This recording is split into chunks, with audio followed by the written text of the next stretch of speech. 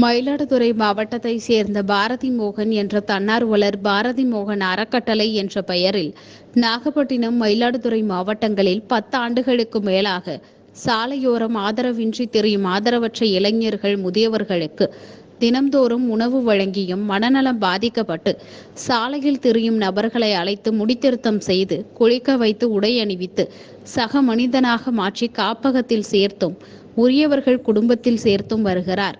அதன்படி நாகப்பட்டினம் மாவட்டத்தில் உள்ள உலக புகழ் பெற்ற வேளாங்கண்ணி பேராலயம் மற்றும் நாகூர் தர்கா பகுதிகளில் சுற்றித் திரியும் 50க்கும் மேற்பட்ட ஆதரவற்ற மற்றும் மனநலம் பாதிக்கப்பட்டு சுற்றித் திரிந்த 50க்கும் மேற்பட்டோருக்கு பாரதி மோகன் இலவசமாக முடித்திருத்தம் மற்றும் முகச்சவரம் செய்தார். தொடர்ந்து அவர்களை தூய்மைப்படுத்தி புத்தாடை மற்றும் உணவு வழங்கி அவர்களை உரிய காப்பகத்தில் ஒப்படைத்தார். சாலைகளில் இவர்கள் நடமாடுவதால் பொதுமக்கள் மற்றும் சுற்றுலா பயணிகளுக்கு அச்சுறுத்தலை ஏற்படுத்தி வந்த நிலையில் 50க்கும் மேற்பட்டோரை மீட்டு காப்பகத்தில் ஒப்படைத்து மறுவாழ்வு அளித்த தன்னார்வலர் பாரதி மோகனுக்கு பல்வேறு தரப்பினர் பாராட்டுதலை தெரிவித்துள்ளனர்.